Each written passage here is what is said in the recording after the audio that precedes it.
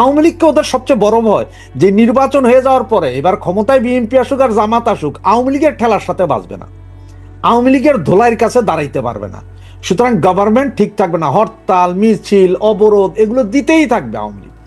সুতরাং ওরা যেই সব ব্যবসা বাণিজ্যের চুক্তি ইন্টিমের সাথে 17 মাসে যা যা নেওয়ার সত্য নিছে, কিন্তু এগুলো কি আসলে রাখতে পারবে কিনা? কারণ দেশের সরকার যদি স্টেবল না হয়, ওরা যে বিনিয়োগ করবে ওদের বিনিয়োগ তো ক্ষতিগ্রস্ত হবে, তখন কি হবে? এইসব কারণে তারা এখন আলোচনায়। কিন্তু আলোচনায় এই যে জামাতের সাথে বা বিএনপির সাথে যতই আলোচনা হবে, আলোচনার মূল কেন্দ্রবিন্দু যে আওয়ামী লীগকে বাংলাদেশের রাজনীতি করার স্পেস ছেড়ে দিতে হবে, নির্বাচনে সকলকে নিয়ে নির্বাচন করতে হবে, আওয়ামী লীগকে বাইরে রেখে কোনো নির্বাচন করা যাবে না। এটা হচ্ছে মূল। কারণ আমেরিকাও ভালো করে জানে আওয়ামী লীগকে বাইরে রেখে নির্বাচন করে আপনারা 6 মাসও ক্ষমতা ধরে রাখতে পারবেন না। তো ওরা যে এই যে বন্দর নিল, পোর্ট নিল, রাস্তা নিল, ঘাট নিল, জায়গা নিল, জমি নিল, সেন্ট মার্টিন নিল, এগুলা কই যাবে? আর শেখ হাসিনার দোষ কি ছিল? শেখ হাসিনার দোষ ছিল একটাই, সেটা হচ্ছে যে উনি সেন্ট মার্টিন দিতে রাজি হন নাই, উনি বন্দর দিতে রাজি হন নাই, উনি কিনছিলেন গরিবের জন্য চাউল, উনি দিছিলেন গরিবরে বৃদ্ধ ভাতা, বয়স্ক ভাতা, পঙ্গু ভাতা, গর্ভবতী ভাতা, মহিলাদের জন্য ভাতা, এসব ভাতা চালু করছে, মানে ভাত কাপড়ের ব্যবস্থা করছে, যে কারণে এই সরকারের পতন ঘটাইছিল এই আমেরিকা। 2024-এর আগে কিন্তু আমেরিকা একবার ক করছিল, তা আপনাদের নিশ্চয় সবাই খেয়াল আছে। ওই সময় কি ছিল জানেন? ওই সময় আওয়ামী লীগ সরকারকে বলা হয়েছিল যে আওয়ামী লীগ সরকার এই যে সাগরের ভেতরে যে 12টা জোন, যেখানে গ্যাস তেল গ্যাস উত্তোলনের যে কাজ, মানে এখানে তেল গ্যাস কি পরিমাণ আছে, উত্তোলন পেলে উত্তোলন কারা করবে, এগুলো নিয়ে একটা আলোচনা ছিল। আমেরিকার খুব ইচ্ছা ছিল যেগুলো সবগুলোর কাজই তারা দায়িত্বে পাবে। আওয়ামী লীগ সরকারও ইলেকশন আছে, সুতরাং ওই সময় কিছুই বলে নাই। যেই না ইলেকশনটা শেষ হলো, আওয়ামী লীগ সরকার 3 মাসের ভেতরে আন্তর্জাতিক দরপত্র দিল। তার মানে আন্তর্জাতিক দরপত্র যে যারা আছে সকলে আসেন, আমি এক দেশ শুধুমাত্র আমেরিকারে দিব না। কারণ আওয়ামী লীগ সরকার ভালো করেই জানতো এইসব অঞ্চলে দিলেই সেন্ট মার্টিন হারাবে। আর এটাই আমেরিকান গভর্নমেন্টের উপরে লেগে গেছিল বিশাল আতঙ্ক, যে কিরে আন্তর্জাতিক দরপত্র দিলে অন্যান্য ইয়েরা যদি আসে, এই যে আপনার অন্যান্য দেশ যদি আসে, এই দরপত্র তো ওরা টিকবে না, তাহলে তো ওদের সবকিছু হবে না। কারণ ওরা যদি পুরো ব্লকটা যদি ওরা পায়, তাহলে ওইখানে ওদের বিভিন্ন জাহাজ, দরকার সাবমেরিন এনে রাখবো, দরকারে যে 7 ফ্লিট এনে রেখে দিব, কারো কিছু করার নেই, আমরা তো তেল গ্যাস উত্তোলন করছি, দেখছি, খনন কাজ করছি। সুতরাং তখন আওয়ামী লীগ সরকারকে ফেলে দেওয়া ছাড়া তাদের কাছে আর কোনো উপায় ছিল না। কিন্তু ফেলে দেওয়ার পরে এখন ওদের ভয় হচ্ছে যে এই মৌলবাদী সরকার আবার কি করে। যদি মৌলবাদী সরকার আসে মানে হচ্ছে যে এটা এখন প্রি প্ল্যান, যে এই মৌলবাদীদেরকে আনবে হচ্ছে যে ইন্ট্রিম, তার কারণটা। এবং ইন্ট্রিম যে ইলেকশন করতে চায় না, বা ইলেকশন যদিও বা কোনোভাবে হয়, তারা আবার এই মৌলবাদীদের যেটা গ্যাঞ্জাম লাগায় রাখবে, তার একটা মূল উপাদান দেখেন। গতকালকে কি করলো একজন উপদেষ্টা, তিনি আবার আমাদের জাতীয় নিরাপত্তা উপদেষ্টা, উনাকে নিয়ে বিমানের ডাইরেক্টর করাইলো। ভাই, একজন উপদেষ্টা মানে মন্ত্রী, ডিরেক্টর হয় আমরা শুনছি কখনো এমপি, বা এমপিও না এরকম লোকজন ডিরেক্টর হইতে পারে। একজন মন্ত্রী পদমর্যাদার উপদেষ্টা, উনি কেন বিমানের ডিরেক্টর হবেন? আবার নির্বাচন কমিশনের সচিবকে কেন চেঞ্জ করে বিমানে দিতে হবে? নির্বাচন কমিশনের সচিব হঠাৎ করে 1 মাস নেই নির্বাচন, তার আগে সচিব চেঞ্জ, তো নতুন সচিব এসে বুঝবো কি? আপনি যখন একটা নতুন বিয়ে করলো, ওই মাইয়ার চরিত্র বুঝতে, ওই মাইয়া কি চায় কি না চায় এটি বুঝতে যেমন সমস্যা হয়, মেয়েরাও সেম, যে একটা ছেলেরা হঠাৎ করে বিয়ে কইরা আপনারা যেমন বুঝেন না, বুঝতে পারেন না যে এর কি পছন্দ না পছন্দ, ওই না কি জানা, ছেলেরা বুঝে না মেয়েদের কি পছন্দ না পছন্দ। সেম কাহিনী হচ্ছে যে এই নির্বাচন কমিশনের সচিব হঠাৎ করে চেঞ্জ করে 1 মাসে, তো ওই বেটা এসে বুঝবে কি? ও তো কিছু বুঝবে না। আবার ওই সচিব, নির্বাচন কমিশনের সাবেক সচিবকে নিয়ে গেছেন কোথায় আপনারা? বিমানে। আবার জাতীয় নিরাপত্তা উপদেষ্টাকে বিমানের, বাংলাদেশ বিমানের ডিরেক্টর করেছেন কেন ভাই? উনি তো মন্ত্রীর, উনি তো একজন ডিরেক্টর চেয়ে অতি উচ্চ পদে। তাহলে এইসবগুলো, তো এগুলো সব করাচ্ছে যে আসলে যে 12 তারিখ ইলেকশন হবে তার একটা নমুনা। এবং 1/11 সময় আমাদের কাছে নজির আছে, 10 দিন আগেও টোটাল নির্বাচনও বাতিল হয়েছে, উপদেষ্টা পরিষদও বাতিল হয়েছে। এখন আমেরিকা কেন তাইলে ফোন দিচ্ছে? আমেরিকা ফোন দিচ্ছে সকলকে, যে সবার সাথে কথা বলতেছে, ভাই দেখেন এর ভিতরে এখন আওয়ামী লীগ, ওই যে ব্যানারে দেখলেন যে 18 তারিখের পরে আসছে মরণ কামড়। ভাই এটা আমি বলতেছি না মরণ কামড়, আমি কোত্থেকে বলবো? আমি ক্ষুদ্র ছোট মানুষ, আমি তো আওয়ামী লীগের নেতা না, বা আওয়ামী লীগের কোনো নেতাও বলে নাই যে আপনার 18 তারিখের পরে বিশাল মরণ কামড় দিবে, আন্দোলন হবে। এটা বলছে কারা ভাই? গোয়েন্দা সংস্থা। বাংলাদেশের গোয়েন্দা সংস্থা বলছে ভাই বিশাল আন্দোলন হবে। এখন বিশাল আন্দোলন হবে, তাইলে 12 তারিখের নির্বাচনের আগে হয়তো এই বিভিন্ন কেন্দ্র, ভোট কেন্দ্রগুলো জ্বালাও পোড়াও হইতে পারে। ভাই এটা আমি বলছি না, জ্বালাও পোড়াও হইতে পারে, মানে জ্বালাইয়া পোড়াইয়া দিতে পারে। এটাও কারা বলছে? গোয়েন্দা সংস্থা। তো এখানে তো আওয়ামী লীগ কি ভাই জ্বালাও পোড়াও করে? কখনো কখনো করে না, ঠিক না? 96 সালের ওই যে ইলেকশন মনে আছে তো, বিএনপি আওয়ামী লীগ করছিল, পাবলিক করছে ভাই। পাবলিক যদি আন্দোলন করে, পাবলিক যদি জুতা পিটা করে এই ছাত্রদেরকে, পাবলিক যদি বিভিন্ন ভোট কেন্দ্র জ্বালাইয়া দেয়, পাবলিক যদি বিভিন্ন নেতাদের ধৈরা দিগম্বর করে ধোলাই করে, না আমার কি করার আছে ভাই? আওয়ামী লীগের কি করার আছে? সুতরাং এই যে মরণ কামড়, মরণ কামড় ওরা বলতেছে যে আওয়ামী লীগ মরণ কামড় দিবে। এখন আওয়ামী লীগ দিবে নাকি জনসাধারণ? আসলে জনসাধারণ বলতে ওরা ভয় পায়, কারণ জনসাধারণের 90% এখন আওয়ামী লীগ। যেই বেটা এর আগে আওয়ামী লীগ করতো না, সেও কয় যখন আওয়ামী লীগ ভালো। যেসব মহিলাগুলো আগে বলতো না, আগে বলতো যে আওয়ামী লীগ খারাপ, তারাও এখন কয় যে আওয়ামী লীগ ভালো। মহিলাদের এখন সমস্যা হয়েছে না?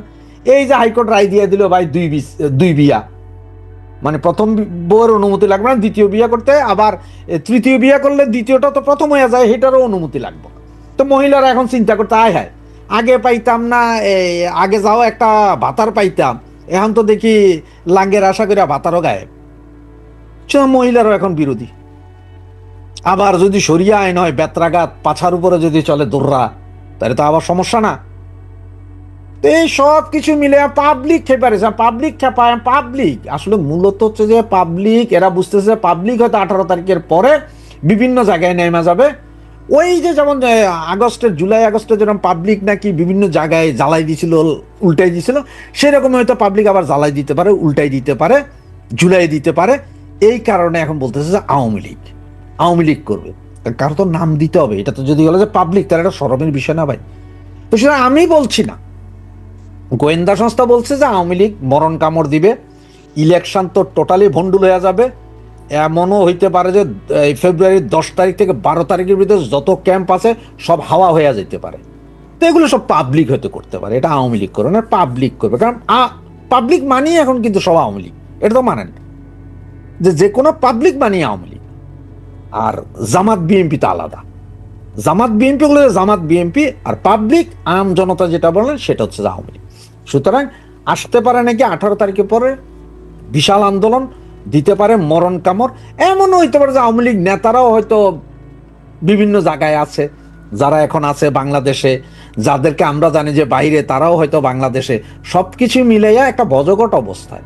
তবে আমেরিকার ভয় হয়েছে যে আওয়ামী লীগরে বাহিরে রাখে নির্বাচন করে ফয়দা হবে না, 6 মাসও টিকবেন না। ছিলাম বিএনপি চেয়ারম্যান তারেক রহমানের সঙ্গে প্রধান উপদেষ্টার সাক্ষাৎ, এটা নিয়ে অনেক আলোচনা হয়েছে এবং গণমাধ্যমে খবর হয়েছে শুধু তারেক রহমানের সঙ্গে বৈঠক, তারেক রহমান যাচ্ছেন, তার গাড়ি যমুনার কাছাকাছি, তিনি বৈঠক সারলেন, তিনি আবার ফিরে আসলেন, এই জাতীয় নিউজই হতে দেখেছি। কিন্তু নিউজের ভেতরে অন্তঃসার শূন্য অবস্থায় বেশি দেখেছে। অর্থাৎ তারেক রহমানের সঙ্গে প্রধান উপদেষ্টার বৈঠকের কোনো মেসেজ বাংলাদেশের কোনো গণমাধ্যমে আসেনি। এই না আসার কারণটা কি?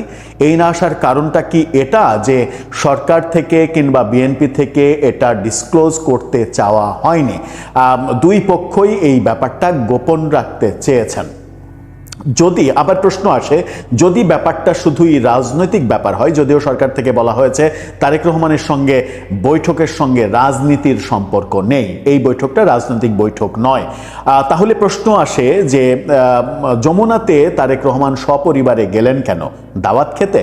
প্রফেসর ইউনূসের বাসায় কি কোনো বিশেষ আয়োজন ছিল? তার পারিবারিক কোনো অনুষ্ঠান ছিল যে অনুষ্ঠানে যোগ দিতে পরিবার নিয়ে তারেক রহমান দেখা করলেন প্রফেসর ইউনূসের সঙ্গে? যেখানে কিনা এই ছবিটা দেখে নিন, যেখানে আমরা দেখছি যে প্রফেসর ইউনূসের সঙ্গে তার মেয়ে দিনা ইউনূস সহ আছেন, আর তারেক রহমানের সঙ্গে তার স্ত্রী জোবাইদা রহমান এবং মেয়ে জাইমা রহমানও আছেন। এই ছবিটা গণমাধ্যমে দেয়া হয়েছে। এই একটি ছবি গণমাধ্যমে এসেছে, আর একটা ছবি তারা একান্তে কথা বলছেন, এরকম ছবি গণমাধ্যমে দেয়া হয়েছে। আমি নিশ্চিত মানে হচ্ছে যে ভাবনার জায়গা থেকে নিশ্চিত যে এই সাক্ষাৎটা দুইটা ফেসে হয়েছে। একটা ফেসে হচ্ছে সবাই মিলে অন্তরঙ্গ মুহূর্তে ভাব বিনিময় করেছেন, এটা একটা ফেস। আর একটা ফেস হচ্ছে তারেক রহমান এবং ডক্টর ইউনূস 1-to-1 বা আর কাউকে ঘরের মধ্যে না রেখে তারা 1-to-1 কথা বলেছেন। এটা হওয়ার সম্ভাবনাই বেশি, এবং যেহেতু সরকার থেকে বলা হচ্ছে এটার সঙ্গে কোনো রাজনীতির সম্পর্ক নেই, এটা রাজনীতি না, সেখান থেকেই এই ব্যাপারটা উৎপন্ন হওয়া খুবই স্বাভাবিক। মানে সেখান থেকে ধারণা পাওয়াটা খুবই মানে সিম্পল একটা ব্যাপার যে এটার সঙ্গে রাজনীতি জড়িত আছে। কখন তারেক রহমান প্রফেসর ইউনূসের সঙ্গে দেখা করলেন? যখন বাংলাদেশে চলমান ভোটের যে আয়োজন, সেই আয়োজন নিয়ে নানা রকমের উত্তেজনাকর পরিস্থিতি তৈরি হচ্ছে এবং নানা ধরনের অভিযোগ নির্বাচন কমিশন এবং সরকারের নানা রকমের কর্মকাণ্ড নিয়ে প্রশ্ন জাগছে। এই যে নানা ধরনের কর্মকাণ্ড নিয়ে প্রশ্ন জাগছে, তার মধ্যে কোনটা গুরুত্বপূর্ণ?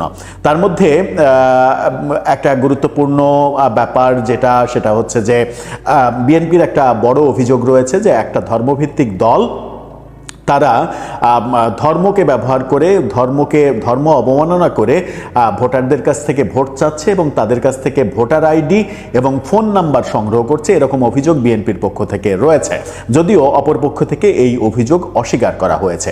এটা একটা কারণ হতে পারে। আরেকটা কারণ হতে পারে যে নির্বাচনের প্রচার অভিযানে তারেক রহমান যখন উত্তরবঙ্গ সফর করতে চাইলেন, এমনি সৌজন্য সফর, সেই সফর যেন তারেক রহমান না করেন, সেটার জন্য নির্বাচন কমিশন থেকে তাকে অনুরোধ করা হলো এবং অনুরোধ তারেক রহমান রাখলেন, তিনি উত্তরবঙ্গ সফর বাতিল করে দিলেন। কিন্তু আমরা দেখছি যে নানাভাবে নানা আঙ্গিকে তারেক রহমানের বিপক্ষ যে জোট, সেই জোটের ক্যান্ডিডেটরা সারা দেশে নিজেদের নির্বাচনী প্রচার অভিযান চালিয়ে যাচ্ছেন। এমনকি ঢাকাতেই দেখছি একাধিক ক্যান্ডিডেটের ব্যাপারে যেটা মিডিয়া সবসময় তাদেরকে কাভারেজ দিচ্ছে এবং সেই ক্যান্ডিডেটেরা ওপেন নির্বাচনী গণসংযোগ করে বেড়াচ্ছে, যেটা নির্বাচনের আচরণবিধির পরিষ্কার লঙ্ঘন। তারেক রহমানকে আপনি উত্তরবঙ্গ সফর করতে দিলেন না, কিন্তু অন্য জোটের অন্য প্রার্থীরা নির্বিঘ্নে নির্বাচনের প্রচার করে যাচ্ছেন। এটা এই যে বৈষম্য, এই বৈষম্যর ব্যাপারে তার কথা হতে পারে, যেটা বিএনপির তরফ থেকে অভিযোগ রয়েছে। আরেকটা যেটা অভিযোগ রয়েছে, সরকার গণভোটের ভোটের ক্যাম্পেইনে নেমেছে, যদিও এখন পর্যন্ত নির্বাচনের ক্যাম্পেইন শুরু হয়নি। নির্বাচনের ক্যাম্পেইন শুরু হবে 21 তারিখ থেকে। সরকার কৌশলে আগেই নেমেছে এবং সরকার একটা পক্ষ অবলম্বন করছে, সেটা নিয়ে ভিন্ন আরেকটা আলোচনায় খুবই গুরুত্বপূর্ণ একটা আলোচনা করব। কিন্তু গণভোটের প্রচারের নামে আমরা দেখছি যে এনসিপি বিশাল একটা ট্রাক নামিয়ে দিয়েছে রাস্তায়, যে ট্রাকের চতুর্পাশে এলইডি স্ক্রিন, এবং সেই এলইডি স্ক্রিনে গণভোটের প্রচার করা হচ্ছে এবং তার সঙ্গে যারা রয়েছে সেই গাড়িতে যারা বিভিন্ন জায়গায় ক্যাম্পেইন করছেন, ঢাকাতে গতকালকেও দেখা গেছে, সেই ক্যাম্পেইনে কিন্তু শুধুমাত্র গণভোট আসছে না, মূল যে ভোট জাতীয় নির্বাচন, সেই নির্বাচনের কথাও আসছে। সুতরাং সেটাও নির্বাচনী আচরণবিধির লঙ্ঘন হওয়ার কথা, এটাও বিএনপির পক্ষ থেকে অভিযোগ রয়েছে। একটা বড় অভিযোগ তৈরি হয়েছে, সেটা হচ্ছে যে পোস্টাল ব্যালট। বাহরাইনের পরে কুয়েত এবং সৌদি আরবে এই পোস্টাল ব্যালট কাণ্ড ধরা পড়ে গেছে। গতকালকে গভীর রাতে সাংবাদিক জুলকারনাইন শাহের, আল জাজিরার সাংবাদিক, তিনি দুটো ভিডিও প্রকাশ করেছেন। সেই ভিডিওতে দেখা যাচ্ছে সৌদি আরবে এক ব্যক্তি 500-র বেশি পোস্টাল ব্যালট সংগ্রহ করেছেন এবং সেই ব্যক্তির সঙ্গে একটি ধর্মভিত্তিক রাজনৈতিক দলের সম্পর্ক রয়েছে, এটা প্রমাণিত। এবং সেখানে দেখা যাচ্ছে যে তিনি বলছেন যে একটা কোড ব্যবহার করা হয়েছে, যেন ওই কোডটা ব্যবহার করলে সব একই ঠিকানায় যাবে, এবং সেই কোডটা ব্যবহার যারা করেছে তাদেরটা সবই এক ঠিকানায় গিয়েছে। এবং এমন মানুষও তার মধ্যে রয়েছেন, তাদের দলীয় মানুষ বাদ দিয়ে অন্য দলের কিংবা বিএনপির একজন তো অভিযোগই করছেন যে আমি বিএনপির অমুক, আপনি আমার পোস্টাল ব্যালট ওখানে নিয়ে গেলেন কেন, কোন অধিকারে আপনি নিয়ে গেলেন, এই জাতীয় একটা টেলিফোন আলাপ সহ জুলকারনাইন শাহের ওই ব্যক্তির সঙ্গে টেলিফোনে কথা বলে এই ব্যাপারটা বের করার চেষ্টার ভিডিও, দুটো ভিডিও এক জায়গায় করে সামাজিক যোগাযোগ মাধ্যমে প্রচার করে দিয়েছেন। তার আগে বাহরাইনের ঘটনা আমরা দেখেছি।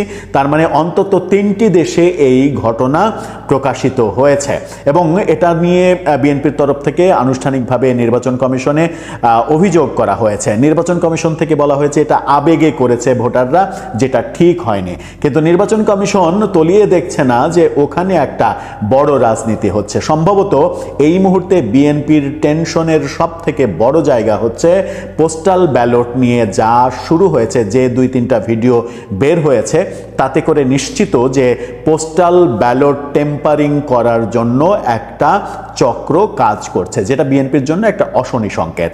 তারেক রহমানের এই বৈঠকে সব থেকে ইম্পর্টেন্ট কথাটা এটা হতে পারে। এই ব্যাপারটা হতে পারে যখন বিএনপি আবার যে পোস্টাল ব্যালট ছাপানো হয়েছে সেখানে এমনভাবে সাজানো হয়েছে যেভাবে সাজালে দাড়িপাল্লাটা উপরে থাকে, হাত পাখাটা উপরে থাকে, শাপলাকলিটা উপরে থাকে এবং ধানের শীষটা মাঝখানে চলে আসে ভাঁজের কাছে। সেটা নিয়েও বিএনপি অভিযোগ করেছে। দেখলাম যে বিএনপি আনুষ্ঠানিকভাবে অভিযোগ করছে এবং এটা নিয়ে সভা সেমিনার করছে। এই ব্যাপারগুলো নিশ্চিত করেই প্রধান উপদেষ্টাকে তারেক রহমান খুবই গুরুত্ব সহকারে বলবেন। এই নিয়মিত ব্যাপারগুলো ভোট নিয়ে এক ধরনের শঙ্কা বিএনপির মনে তৈরি হয়েছে, যেটা বিএনপি এর আগে সচেতন ছিল না। এখন হয়তো তারা মনে করছে যে এখন যদি আমরা সচেতন না হই তাহলে খেলাটা শেষ হয়ে যেতে পারে। এই আলোচনা যেমন হতে পারে, তেমনি সাম্প্রতিক সময়ে আরেকটা বড় আলোচনা সামনে এসেছে। সেটা হচ্ছে যে মার্কিন 2 কূটনীতিবিদ প্রধান উপদেষ্টার সঙ্গে মিটিংয়ে রিকনসিলিয়েশনের প্রসঙ্গ এসেছে। সেই মিটিংয়ে প্রফেসর ইউনুস দক্ষিণ আফ্রিকার নেলসন ম্যান্ডেলার উদাহরণ দিয়ে reconciliation truth commission, reconciliation commission গঠন করার ব্যাপারটা হতে পারত যদি আওয়ামী লীগ ক্ষমা চাইতো, আওয়ামী লীগ যদি অনুতপ্ত হতো, এই প্রসঙ্গটা এনেছেন। এবং সাম্প্রতিক সময়ে মার্কিনী কর্তৃপক্ষের মুখে আওয়ামী লীগের প্রসঙ্গ, আওয়ামী লীগকে কীভাবে ভোটে আনা যায়, কীভাবে রাজনীতিতে আনা যায়, 4 ব্রিটিশ এমপির আবারও পুনরায় চিঠি, বাংলাদেশ সরকারকে পুনরায় চিঠি ইনক্লুসিভ নির্বাচনের জন্য, ভারতের অব্যাহত চাপ, আমেরিকার নতুন রাষ্ট্রদূতের বাংলাদেশে আগমন, সেখানে কোনো নতুন বার্তা আসলো কিনা, এরই মাঝে আমেরিকা বাংলাদেশ বেশ কিছু দেশের ভিসা বন্ধ করে দিয়েছে, তার মধ্যে বাংলাদেশ একটা, অনেকগুলো আন্তর্জাতিক ইস্যু রয়েছে এবং নিশ্চিত করেই তারেক রহমানের সঙ্গে সেই আন্তর্জাতিক ইস্যুগুলো নিয়েও আলোচনার প্রেক্ষাপট রয়েছে।